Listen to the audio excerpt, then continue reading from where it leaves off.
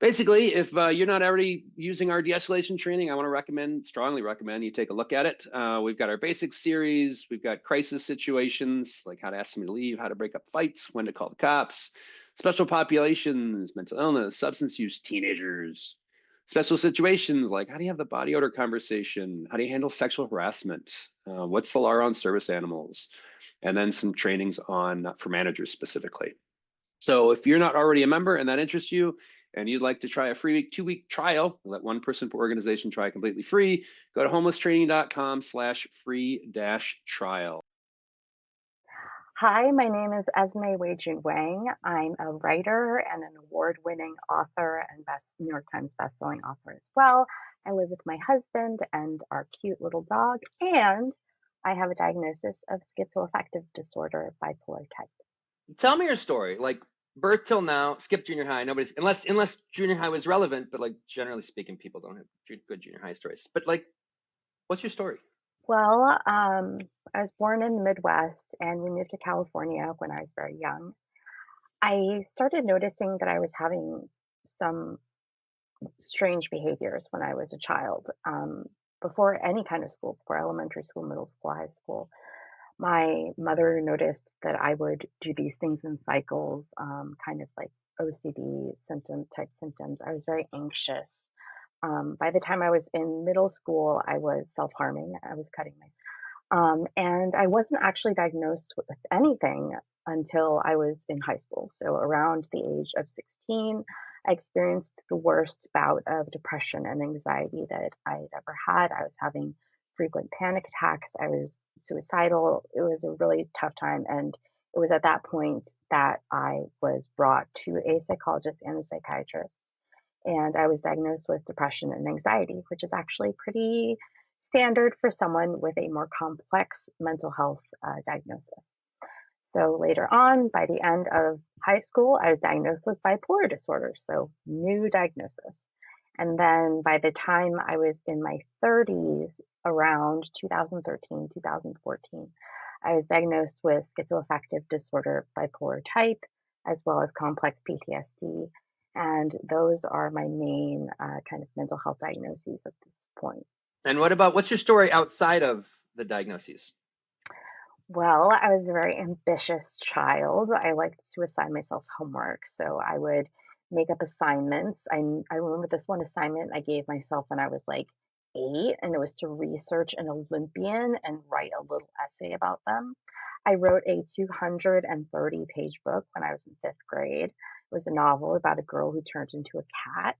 And I have just wanted to be a writer ever since I was a child, even though, because my parents are immigrants, it was more practical to want to be a doctor. So I actually received a medicine related scholarship for college when I went to Yale.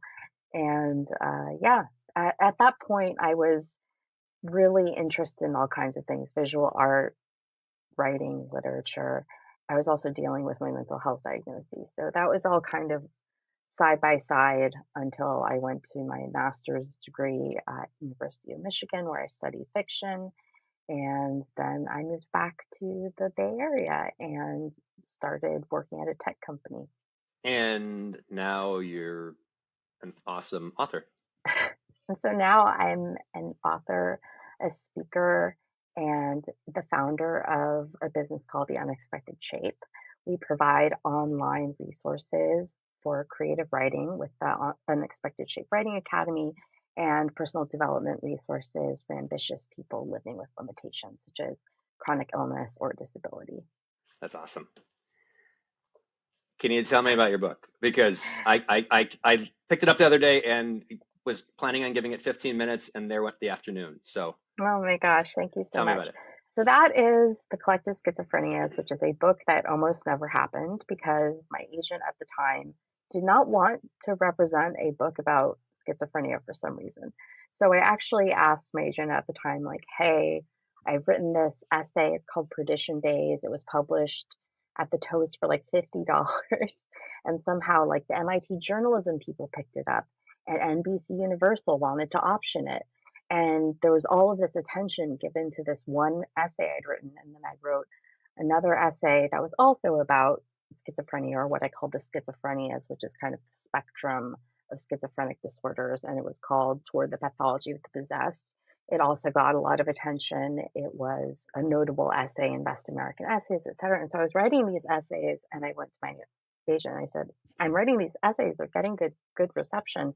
What if I wrote a whole book of them? And she was like, no, I don't really want to represent that. And so I actually, to make a long story short, approached her 2 more times to ask her if she would represent this book. She was like, no, I think you should write this entirely other book. And so I agreed because I'm a good girl and I do what people tell me to do. And so I was like, oh, okay, sure, I'll write this completely other book that you want me to write. I have no memory of what that book was. And then I went home and I noticed that the Grey Wolf Nonfiction Prize was happening at that very time, and they required 100 pages of writing, so an incomplete manuscript. And I happened to have exactly 100 pages. So I was like, you know, might as well enter. And so I entered and I won. And so I got to have the privilege of calling my agent saying, hey, I won the Grey Wolf Nonfiction Prize. And then she was very excited. Super cool. Let's shift gears a little bit. Let's talk about schizophrenia and schizoaffective disorder. And I literally, I came prepared. I got this and I got this. So prepared to talk. Can you give us just a sense of kind of what's your understanding of first like schizophrenia, but also what is this schizoaffective disorder that is actually a lot more common than people realize, but the vast majority of humanity has never heard of it? Yeah, so most people have heard of schizophrenia because people will say things like, "Oh, she's so schizo," or whatever. But I meet people all the time who truly believe that schizophrenia is having multiple personalities, and this is based on a very old, um, commonly held belief that schizophrenia is split personalities because it was coined by Eugene Bleuler, who took the Greek words for split and mind and used it to create the word schizophrenia. So it's just always had this reputation for being about split personalities. Well, it's not. It's actually mostly about psychosis, not entirely, but mostly about psychosis. Well, what is psychosis? Again, this very misunderstood concept because people are always saying, oh, she's so psycho, that person is so psycho, et cetera, or that person is psychotic. They'll just say the word, but it's not exactly what it means. So, psychosis is based on either hallucinations or delusions or both. Hallucinations are sensory experiences that do not actually exist. So you hear, like actually hear, like a voice, but the voice is not actually there. Or you see a train going by, but there's no actual train. And so a delusion is a false belief. Common examples include like the FBI is following me, I'm Jesus, I'm the president, etc. This famous celebrity is in love with me. And so those are kind of the main components of schizophrenia. There are other ones such as sometimes catatonia, which is like being in one position for a very long time, or the opposite, which is being very agitated. There's also other symptoms such as a withdrawal from social life, lack of hygiene, etc. But it's mostly known due to the psychosis aspect. And the diagnosis that I have, schizoaffective disorder, is kind of like a weird love child of schizophrenia and bipolar disorder. Schizoaffective disorder can also be schizophrenia plus a depression or mania, but I happen to have the kind with bipolar disorder. And what makes it different from bipolar disorder with psychosis, to get a little bit in the weeds here, is that a person will experience psychotic episodes not in a manic or depressed period. If it is during a manic or depressed period, that is considered bipolar psychosis. But I noticed actually several years before I received my diagnosis that I was experiencing psychosis that was not during a mood episode. And so that's the general story behind those. Let's dive into kind of some of the specifics. So let's start with hallucinations, altered perception. What I'm trying to understand is what does it feel like? What's the experience like? Either when you realize it is, or when you haven't realized it and then kind of come to the realization that something is not real? So the concept behind hallucinations will vary in terms of how it's experienced based on a term called insight. And it's what it sounds like. It's like how much you know that you have this particular disorder and that you experience these particular things. So if I was experiencing a lot of insight and I saw like a corpse in a car, I would be able to say to myself, there's no corpse in that car, but I am seeing a corpse in the car. So that would be having a lot of insight. So that corpse in the car example actually did happen to me, which is why I used it. An example of having little to no insight would be, for example, when I was working at the Stanford lab in their psychology department. I would be walking across campus and these huge holes would open up in front of me. And so I would immediately jump to the side where these like demonic shadows would fly at my head. And when something's flying at your head, you duck immediately. And I wasn't able to control how I experienced those things. I think something that was very important to me at the time, and probably still is, if I'm completely honest, is that I don't want people to know that I'm experiencing these things. But unfortunately, with the shadows and the holes and the demonic shadows, I couldn't hide it because I was having these very extreme physical reactions, as opposed to being like, "Oh, there's a corpse in the car. Just gonna ignore that one. Keep going about my day." So yeah, that's my experience with those. How do you know what's real and what's not real? Um, like I said, it has to do with insight a lot of the time. Sometimes it's just context. Like seeing a corpse in the car. Okay, so like I saw the corpse in the car and it had like maggots coming out of its eyes. And I was in a parking lot that was very well trafficked or very heavily trafficked. And so it's easy to use context to be like, it's pretty unlikely there's a corpse in that car. There are maggots coming out of its eyes. It like looks weird. I don't think it's actually there.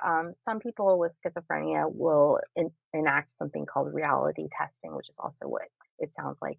They'll like kind of, grab a friend who's nearby and be like, "Do you see anything right there that's like weird?" And then their friend might be like, "No," or they might be like, "Yes, there actually is a giant tree with like a squirrel hanging off of a branch upside down."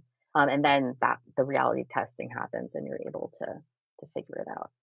Do you mind sharing other experiences you've had in this realm? Yeah, so in the beginning, I used to experience more hallucinations than delusions, but toward the kind of second half of my life with psychosis, I experienced far more delusions. I'm sure we'll get to that at some point. But another example of a hallucination would be I was standing at the train station waiting for my train, and I saw the train. I saw the train come. It pulled into the station, and then I blinked and it was gone. So that is an example of, again, no insight. Totally thought the train was coming. And I saw it coming. It looked like the train and it wasn't there. So that's an example of a low insight, high realism hallucination. Voices. You ever hear voices? I have actually only heard voices once, and it was my very first psychotic experience. I was in the shower at Stanford, and I heard a voice say right into my ear, "I hate you." And it was so realistic. I mean, that's the thing about like hallucinations is they really kidnap your senses. So when I heard that voice, I started thinking all of these ways in which it could be happening. So I was like, is there something going on with like the drain? Like, am I hearing something downstairs, like through the pipes? Is it like the shower head? Is there something coming through the? So I tried to make a logical sense of it, and when I couldn't, and I realized that there was no way that it was real, that it was at that point that I was like, oh yeah, that's probably a hallucination. So you talked about your first experience with psychosis. Can you give the broader context of the first time? Because the first time I have to assume is absolutely terrifying. Yeah, so actually, I walked in my towel back to my dorm room and I said to my roommate, I think I just experienced a hallucination. And she said, "You're crazy," which was not like the ideal response. And she since apologized for saying this. But yeah, it was scary not only because I experienced that first voice, but because then very soon after I was experiencing other things. So I was experiencing the visual hallucinations. I started experiencing these repeating delusions. And so I've mentioned that delusions are false beliefs. And there are certain delusions that have names because they happen very commonly among people who experience psychosis. And so a common delusion that I was experiencing was called Capgras delusion, which is when you think that the people you know and love have been replaced by zombies or robots or replaced in some way. So I would experience these delusions and I'd be like, that's not actually my lab partner. That's not actually my husband. That's somebody who looks like them, but isn't actually them. It was very disorienting. And I would experience these delusions for weeks on end. And then suddenly they would lift and it'd be gone. And I'd be like, well, that's my husband again. And my psychiatrist I think was reluctant to diagnose me with schizoaffective disorder at this time because I think it's a very stigmatized disorder, and that's one of the reasons we're talking about that here today. Um, and I think she just didn't want to scare me, so she would often just say to me like, "Oh, how are your like sensory difficulties going?" instead of "How are your hallucinations and delusions going?" Um, and it wasn't until about 2013, 2014 when I was having psychosis for nearly the entire year. And this was not everyone can hide psychosis. And in very severe cases, it's really impossible to hide psychosis. But I was working a full time job at a tech company. I was at the same time experiencing hallucinations of like non existent dogs running around in the office. And then when I get home, my brain would kind of start scrambling and I would accuse my husband who was bringing me tea, like, oh, you've poisoned my tea. Or, there's spiders in my brain and things like that. And it got worse and worse. I did an outpatient program with my HMO, and that did not really help. And then it got worse. I started experiencing actually a quite rare delusion called Cotard's delusion, in which you believe that you're dead. So the person who has Cotard's delusion believes that they're actually dead. And I did actually believe that I was dead. And so this lasted about 2 months, but it was probably the worst 2 months of my life. Um, the thing about delusions is I think that people who don't experience them often think that um, they're not painful or they're not bad just because it's like, oh, that person is crazy. They are experiencing a delusion. They're just like lost in their own little world. So they're probably just like feeling fine. They just have this weird belief. That's not the case. It's often not the case. I was experiencing intense agitation, intense distress. At first, the delusion was happy. I was like, I'm dead. This is my afterlife. I'm getting to do things over again. I went and woke up my husband. I was like, hey, I'm dead and you're dead and Daphne's dead. But, now I can like do everything over again. I can do everything better. But then, like, not very long after that, just a few days after that, it became, I'm in hell. This is perdition. I have been bad and now I am in hell. And I would feel the like burning sensation of like being in hell with this belief in my brain. And it got to the point where like I could not think of time as like passing hour by hour. I had to think of it as like, okay, I need to get through like the next minute. I need to get through the next like 10 seconds. And because it was guitar's solution, I didn't even think about killing myself because I was already dead. So if I tried to, it just didn't come to my mind because I believed I was already dead. So what's the point of killing yourself? Um, and so that was quite severe, and it what came at the tail end of like nearly an entire year of psychosis. And so I met with my psychiatrist, and she was like, "Yeah, this sounds like you have schizoaffective disorder." And the prognosis was not good.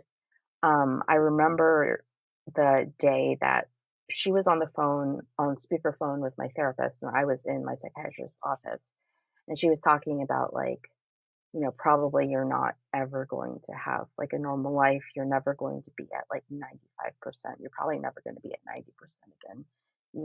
This is very serious, and there's nothing we can really do for you. You could join this like CBT group about psychosis, which is just kind of dealing with psychosis using cognitive behavioral techniques.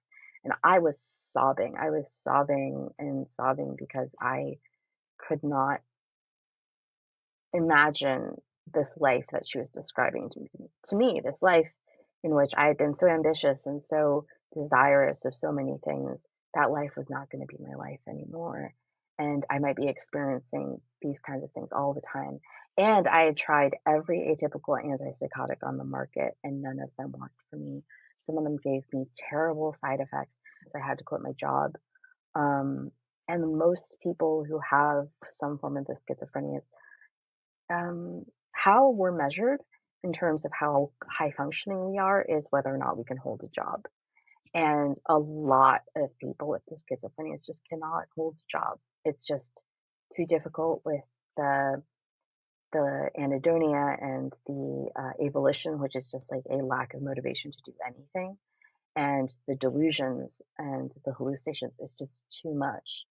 And so, even though I am fairly high functioning and I'm able to do um, pretty cool things, like write a New York Times bestselling book, I still work for myself. I still am self-employed because I need a schedule that I can control in case something happens and I need to just like lie in bed for 3 hours. And if you're comfortable, if you could share other delusions you've experienced, and again, kind of the deeper, like what does it feel like? Yeah, so I try to get into this in my book because I really wanted to describe like the sensations of psychosis, not just like I thought I saw a deer and the deer wasn't there. Whoa, it was a hallucination. To me, the sensation of being in psychosis is like being in a pitch dark room and you can't see where anything is. So all you can trust is like the few inches of ground right below your feet because your feet are touching something, but everything else is pitch black. So every move you make is a very dangerous move. It could land you into the infinite abyss. And so that's what psychosis feels like to me. It's that kind of like terror of like not trusting anything and feeling like the only thing I trust is the right now, is this thing right under my feet that are not that big. And so yeah, that's how I describe the kind of sensation of having psychosis. And how long does an episode last from kind of that pre-organizing phase into the psychosis to, and then is there anything on the back end that's kind of like the pre? It really varies. So like in the period where I was having psychosis for pretty much the whole year, I would have these periods of lucidity, but they would last like a few hours. And then I would be like, oh, my husband's trying to poison me. And then that would last for like a few hours. And then it would be like, oh, I have spiders in my brain. And then a few more hours. So it was really kind of like touch and go.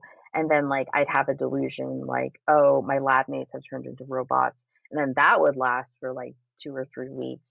And then that would be over. Like the guitarist delusion was so hellish, but it ended very suddenly, like with no warning. Like it just people ask like, oh, like what happens? Like how did you get rid of it? Like what had happened in the end? It just lifted. Like the delusion lifted and it was just gone, and I didn't believe it anymore. There was one time before that, while I was in the guitar solution, where it lifted for a few hours, and I could feel it lifting, and I told my husband, like, "I think I feel the delusion lifting," and he was like, "Well, what do you wanna do?" And I said, "I wanna go to an art museum," because I had this feeling that it wasn't gonna last. It wasn't like when it actually ended and I was like, "Oh, I'm done with it." It was like I feel it lifting. I don't believe it anymore, but it feels very tenuous. And so we ended up going to this, the Palace of Fine Arts art museum, and they had this special exhibit of Andrew Zorn paintings. And so Andrew Zorn will always be very close to my heart because he is so associated for me with this delusion lifting. And then I even bought like two prints by Anders Zorn from the gift shop because I was like, this is a really special experience. And as we were leaving and we were like walking in the parking lot, I was like, it's coming back. It's coming back again. And I could feel it just like coming on. It's very hard to describe to someone who hasn't experienced it. Any other practicalities that people just that caught you off guard?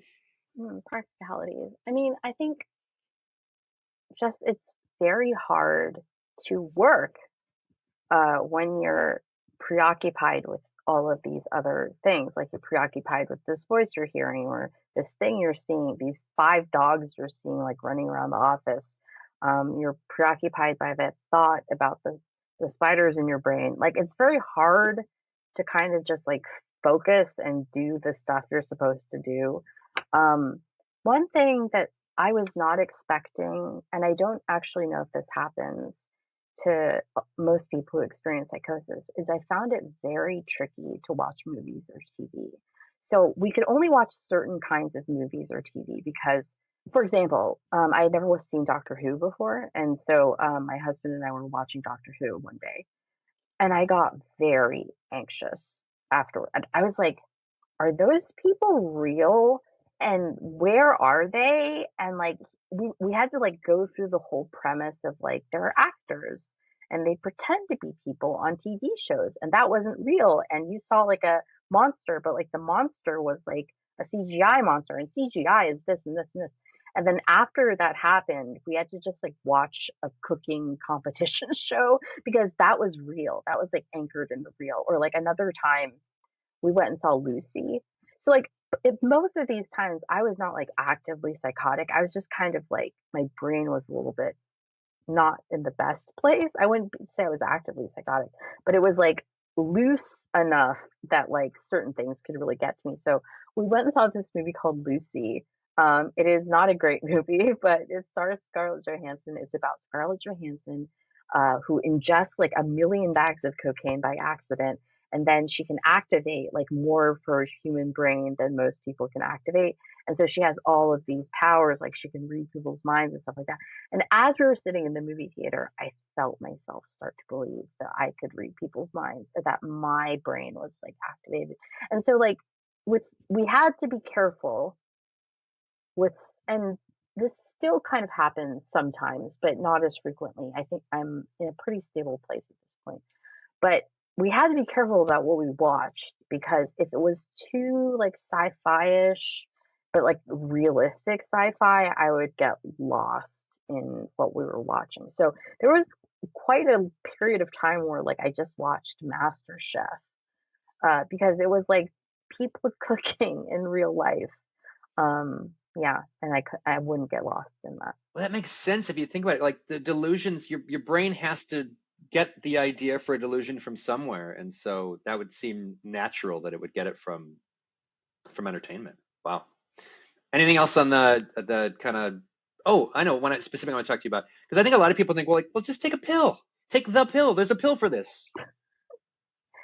I mean, I've mentioned this, but I tried every single atypical antipsychotic on the market, and literally none of them worked for me.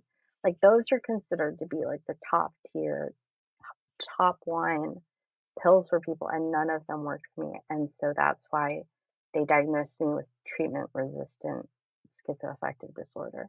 And actually, I think a really big element of what helped me was that I took an older antipsychotic and I still take it. People try to not prescribe the older ones because there's a high risk of acquiring something called tardive dyskinesia, which just means that this is what you often see with people in public who have schizophrenia is like they're jerking or like they're making these like violent motions or like their faces will do something weird.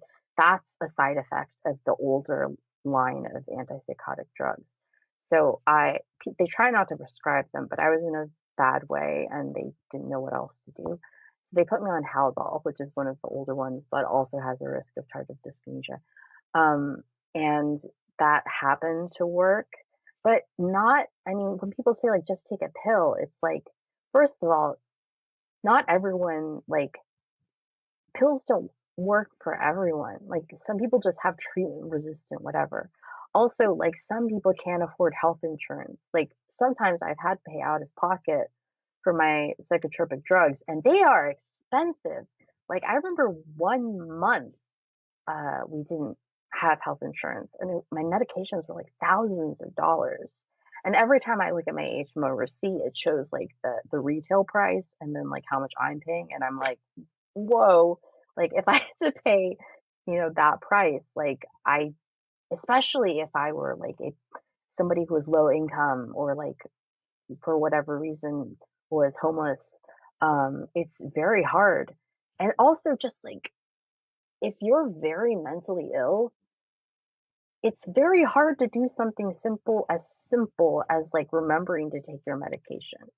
Like in my worst times, I was lucky enough to have my mom come and live with me because she would like make these like pill boxes and have them very organized. Have like a chart on the wall, like make sure like Esme takes these pills at this time and this time and this time.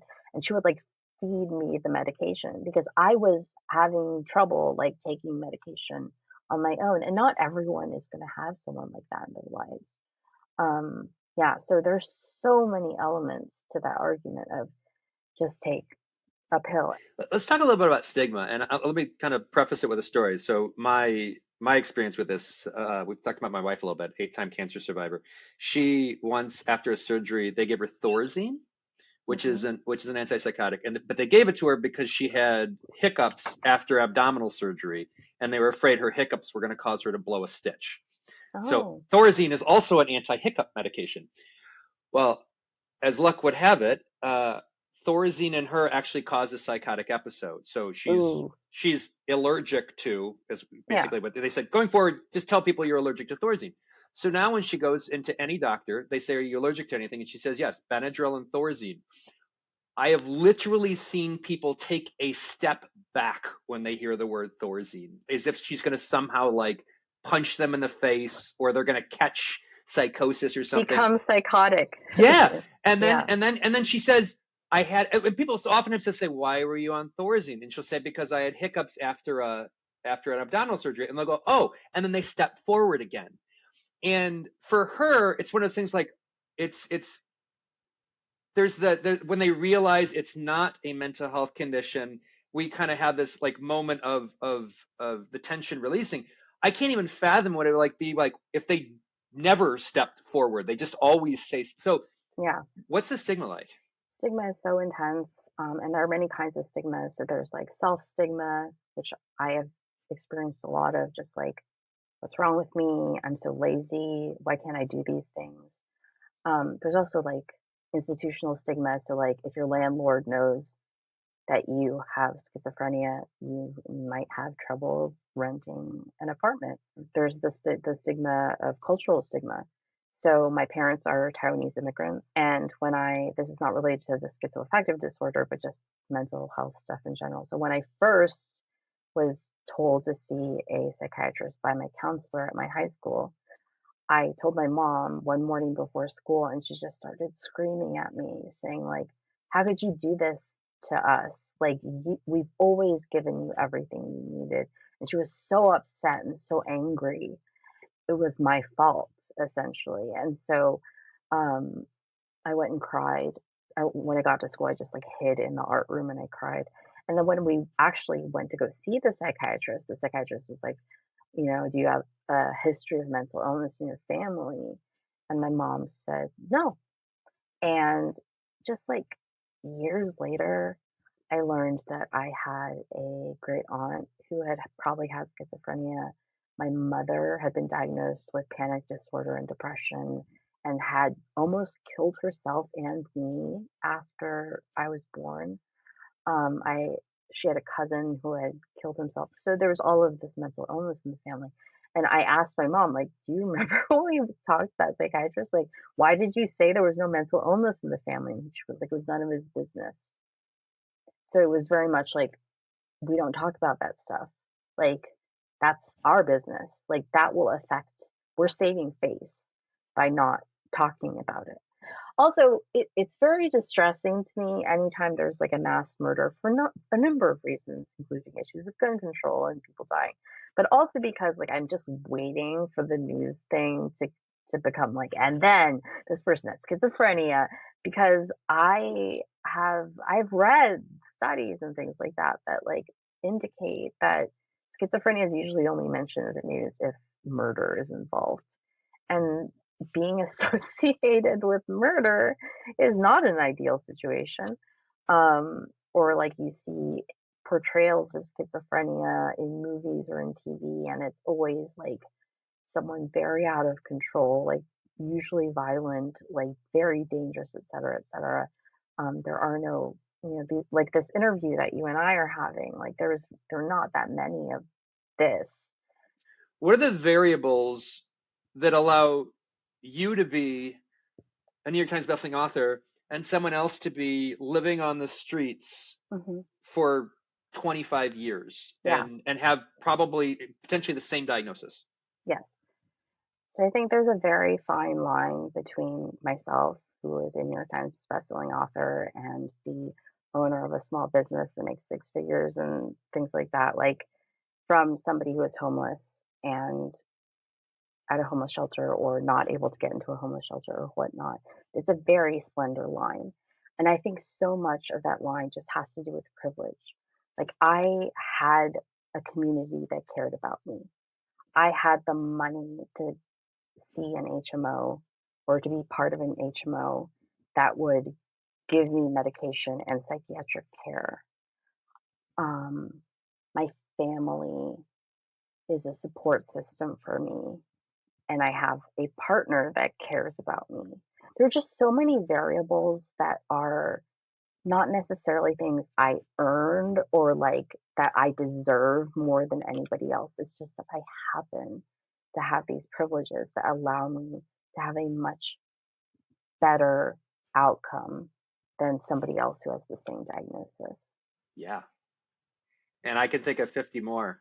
Yeah, yeah, You're absolutely. obviously very high IQ. You're obviously a very gifted writer, but meaning like things that can like if you got an IQ of 90 and schizoaffective disorder, you're in a different world than if you've got an IQ of 130 and schizoaffective disorder, Mhm. or if you're a gifted writer, something that an arena that allows you to not have to do a 9 to 5 because writers almost never do a 9 to 5.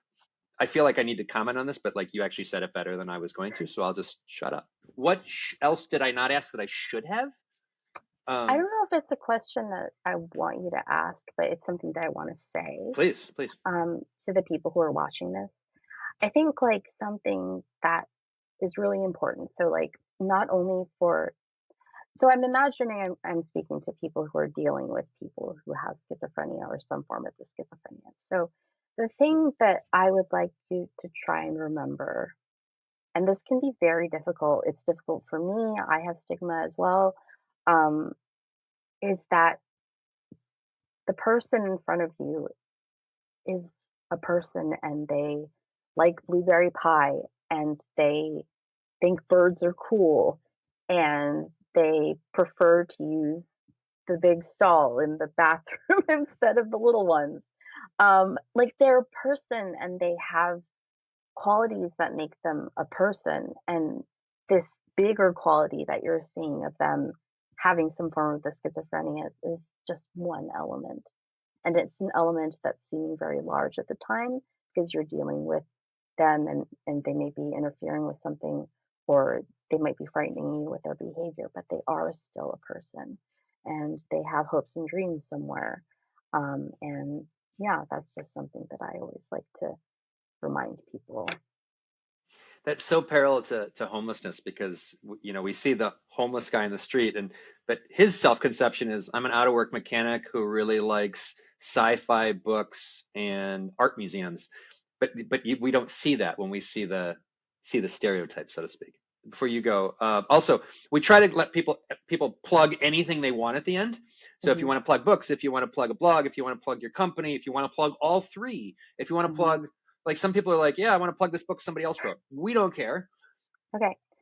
So I published 2 books. They are The Collective Schizophrenias and The Border of Paradise. So if you want to buy them or add them to your library or whatever, that'd be great. I also run a Substack newsletter called Reasons for Living, and in it I have a guest essay from someone, a piece of visual art, and a poem, and it's about reasons for living. And that is a newsletter that over 11,000 people subscribe to. You can subscribe to it at esmewang.substack.com.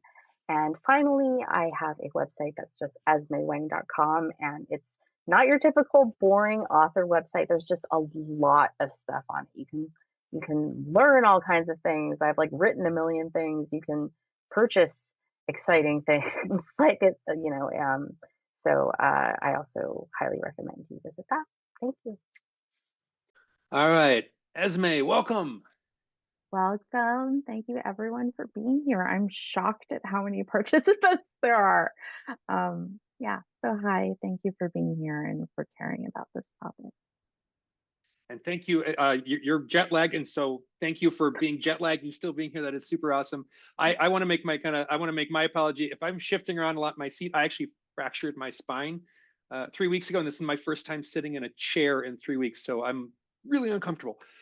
Okay, let's dive on in though with the Q&A box, which is for some reason not sorting these in the order I want. Let's try that again. There we go. Okay, I work with folks in the houseless community, and sometimes it's hard to know if someone has a medical or mental disorder or if they are in a drug-induced psychosis. You don't want to assume. Do you have any tips for helping someone experiencing either of these? And do you have any tricks or tips on how to differentiate?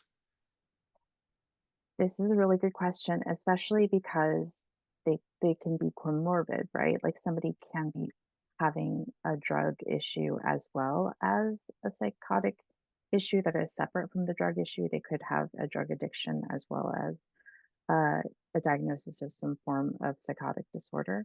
Um, sorry, to kind of follow up a little bit on the question, is this person being disruptive? Like, what is the situation? Do we Yeah, know what? the question doesn't say, but so let's just kind of presume that not necessarily disruptive, but obviously in some sort of altered state.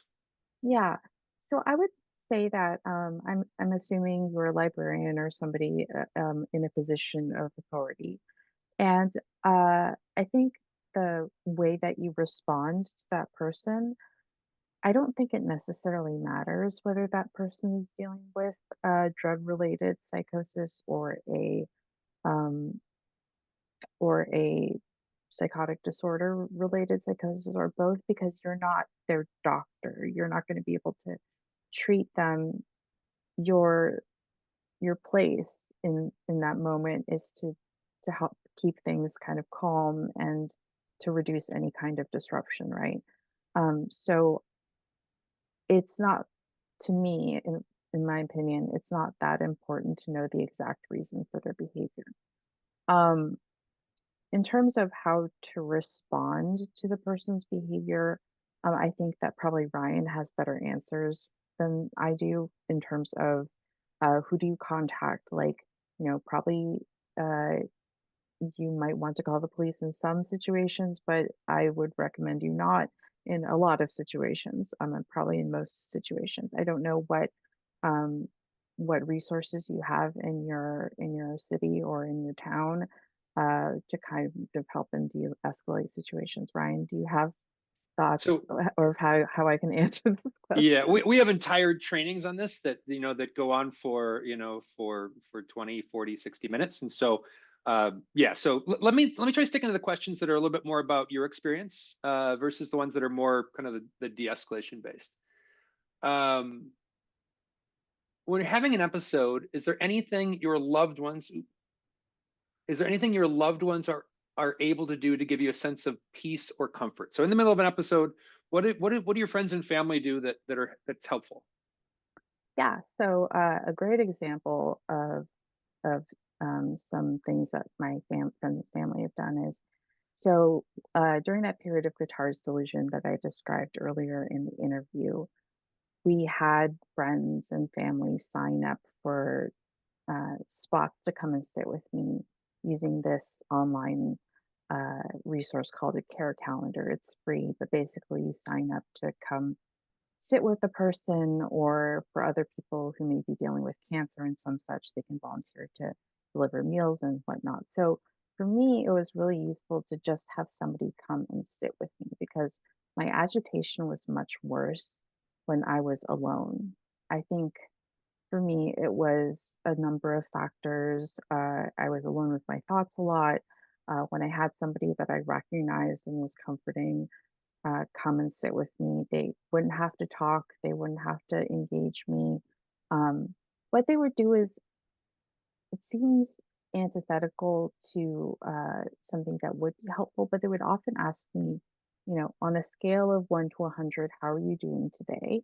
And so they would kind of check in with me that way. And then they would ask, like, what are you hoping for today? Is today a talking day or a non talking day? And so then I would kind of say, like, I feel like today is a non-talking day and I just want you to sit there.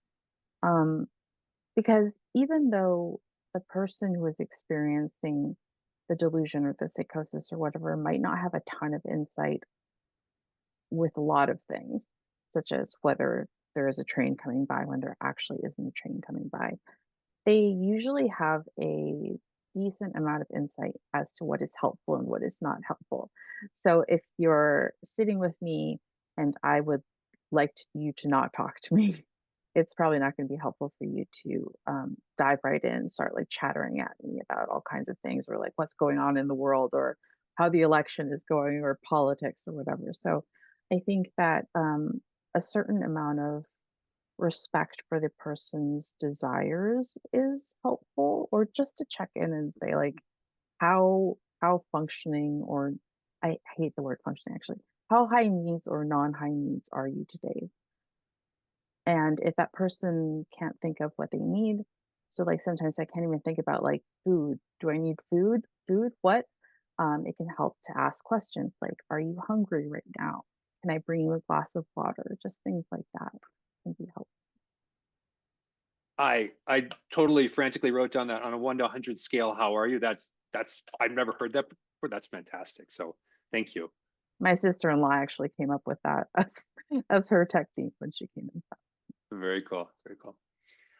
Do you think you face more difficulty getting an accurate diagnosis being a woman and a woman of color? Yes, and that's the short answer. And also, depending on what your front-facing identity is, you can be diagnosed with schizophrenia way more than other populations. So there are many books out there about how Black men are often diagnosed with schizophrenia at much higher rates than other populations. So it's a very complicated discussion. I think that uh, in terms of how my intersecting identities uh, influenced my diagnosis process. It is already a long process, usually, as I mentioned in the interview, but also, yeah, I mean, for me, I am more likely to get away with more disruptive behavior because I seem demure and like there's stereotypic quiet Asian lady kind of idea, and so there are a lot of different so one aspect which I mentioned in the interview was that my doctor did not want me to uh, feel a lot of self stigma due to a diagnosis that I did not necessarily need to have in my chart. And somebody else, another kind of psychiatrist, may have had different opinions if I had been of a different type of identity. Fascinating.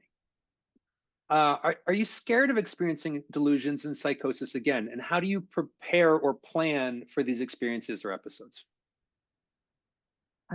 Somebody is asking if anyone else is having audio issues, so I just want to check in on that. If is that an issue? So we've got 2 people on the team that Okay. can work with that. Yeah. So you don't have to worry about the audio issues. Okay. All The right. team will take care of that. Yeah. All right. Yeah. All right. Sorry about that. That's okay. Um, Okay, sorry, what was the question again? Yeah. Are you scared of experiencing delusions and psychosis again? How do you, and related question, how do you plan or prepare for these experiences or episodes? Okay, great question. So yes, I am scared all the time. It could happen at any time. It could happen 5 minutes from now. I could launch into a delusion that lasts for 3 months, like 1 minute after I hang up from this call. So it's it's scary. It's not something you want to dwell on. I like to liken it to the fact that we all know we're going to die. But you can't dwell on the fact that you're going to die every single moment of every single day, or you will not live a very productive and interesting life.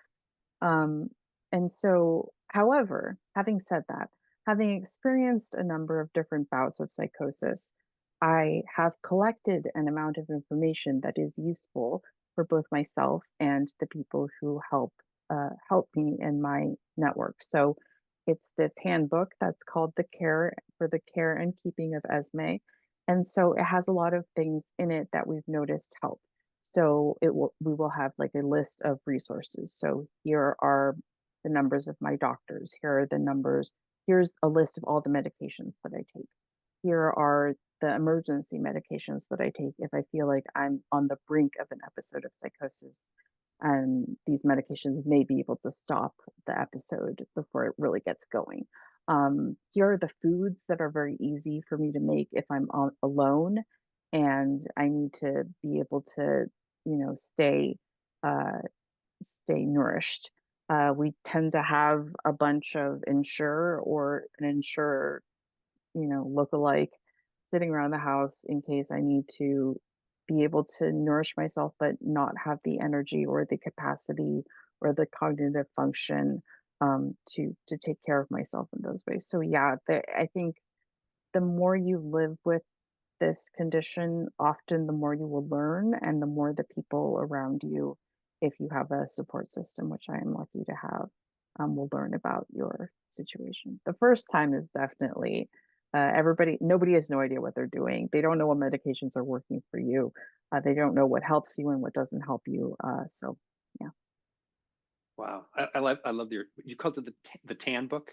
The Care and Keeping of Esme handbook.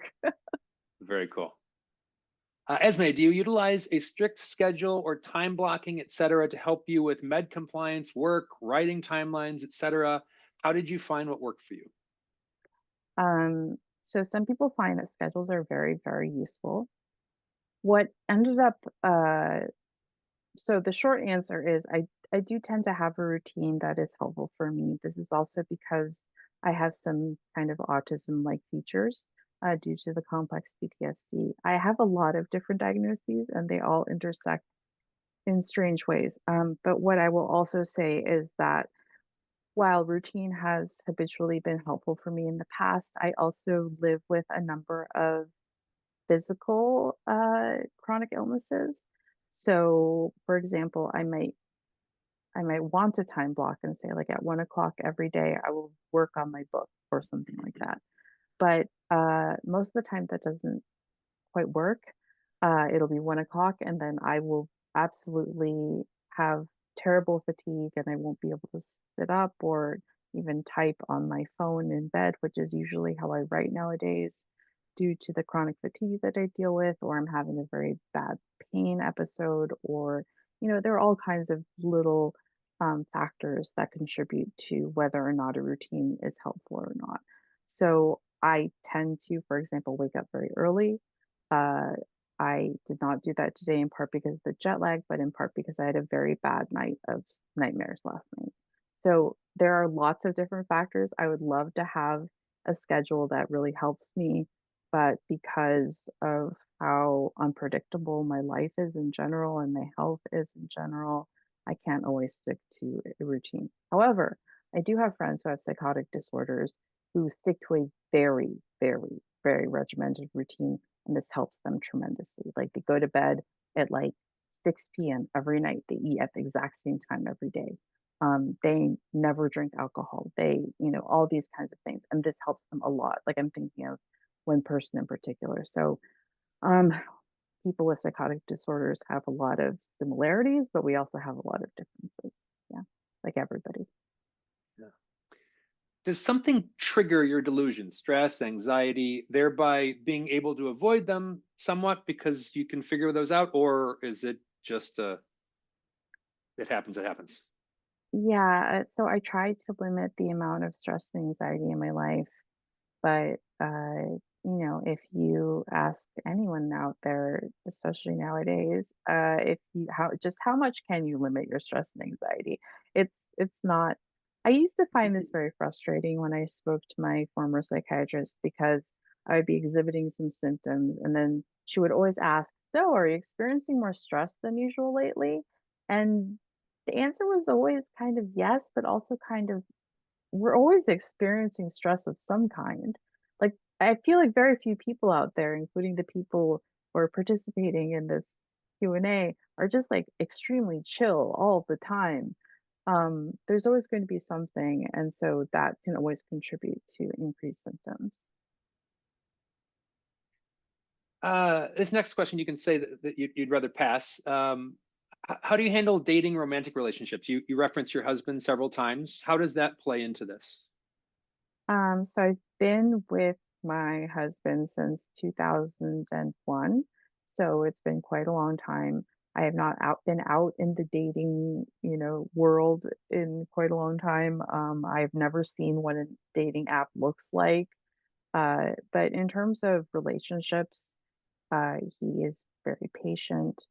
He is very, um, yeah, patient, I think is the best word. And it was initially very difficult because he knew nothing about any kind of severe mental illness when we first started dating. And then it's kind of been a steep learning curve. So we're just learning more and more all the time, uh, both in our relationship and also better ways to communicate, better ways to deal with when I'm having an episode of some sort. So, like, 2 years ago, I think I had my first manic episode where I spent a large amount of money, and that had never happened before. But the way that our relationship works is that prior to that, I had been handling our finances because he gets very anxious about finances.